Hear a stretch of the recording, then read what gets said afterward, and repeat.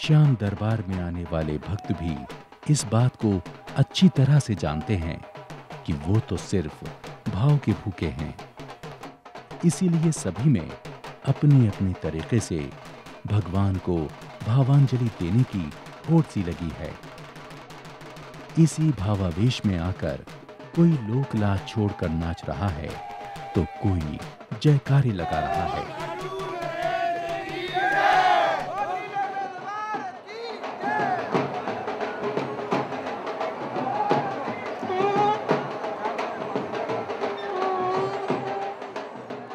इस श्रद्धालु से मिलिए। ये कई सालों से मुंबई से बाबा के दरबार में दर्शन के लिए आ रहे हैं। इस बार बाबा के दर्शन के लिए साष्टांग दंडवत करते हुए ये आगे बढ़ रहे हैं।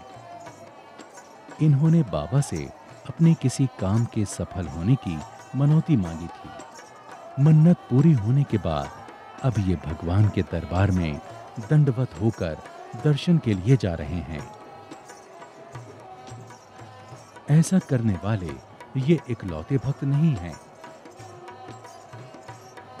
खाटू में ऐसे लोगों की बड़ी संख्या है जो अपनी मन्नत पूरी होने के बाद दंडवत होकर भगवान के दर्शन करने के लिए आते हैं।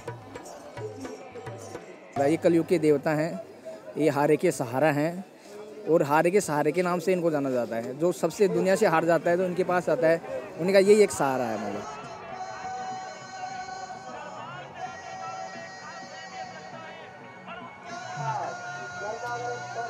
मेले के दौरान जगह जगह पर भक्तों के लिए भंडारे का आयोजन रहता है। यहाँ सभी श्याम भक्त बैठकर एक साथ भोजन ग्रहण करते हैं। इनमें कोई भी बड़ा छोटा नहीं है, सभी एक समान हैं।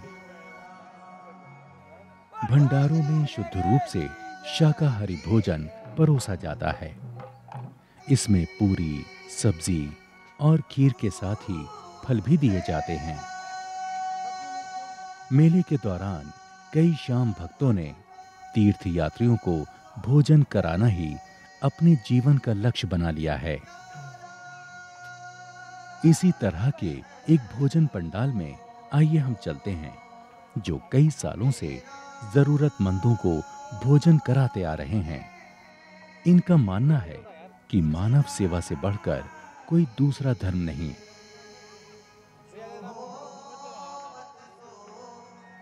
हम तो ये चाहते हैं कि यहाँ पे मेले में जितने भी यात्री आते हैं उनको ज़्यादा से ज़्यादा सुविधा दे सके, इसलिए हम लोग ये करते हैं और हमें अच्छा भी लगता है।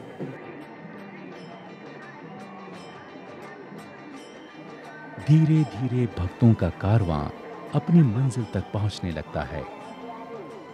खाटू श्याम मंदिर के आसपास मेले का नजारा बेहद खूबसूरत है।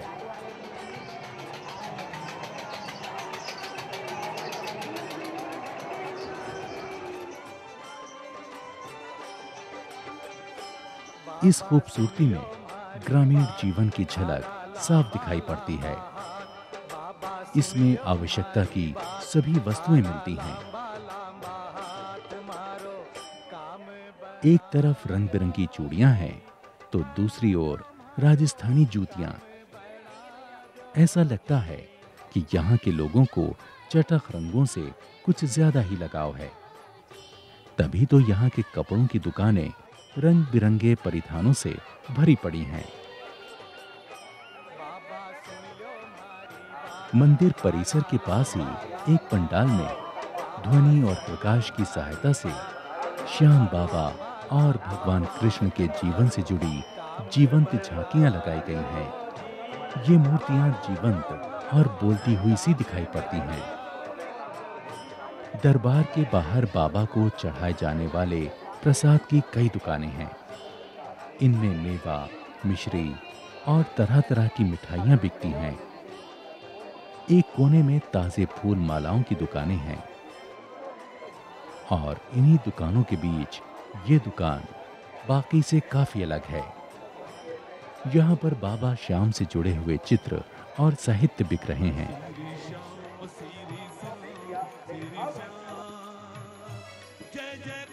मंदिर में बाबा श्याम का भव्य दरबार देखते ही बनता है। बाबा के मस्तक को फूलों से सजाया गया है। बाबा के भव्य स्वरूप के दर्शन मात्र से ही भक्तों के मन की सारी इच्छाएं पूरी हो जाती हैं।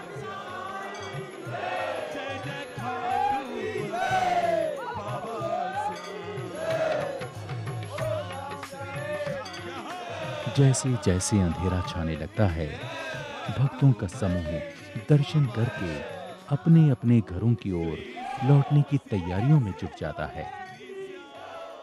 इनके चेहरे पर झलकता संतोष का भाव साफ दिखाई पड़ता है। रोशनी में नहाया हुआ खाटू श्याम मंदिर क्षेत्र और भी दिव्य लगता है। इसके अलौकिक प्रकाश में गजब का आकर्षण है और ये आकर्षण ही इस बात का गवाह है कि भक्तों के यहाँ आने का सिलसिला साल दर साल यूं ही बना रहेगा और इस तरह युगों युगों तक श्री कृष्ण के अवतार श्याम बाबा अपने भक्तों का कल्याण करते रहेंगे। धर्म और संस्कृति के अनूठे मिलन से ही शुरू होती है उत्सव की परंपरा। ये परंपराएं हमारे जीवन का अटूट हिस्सा हैं और इन्हीं से रोशन होती है हमारी दुनिया और जीवन खुशियों से भर उठता है।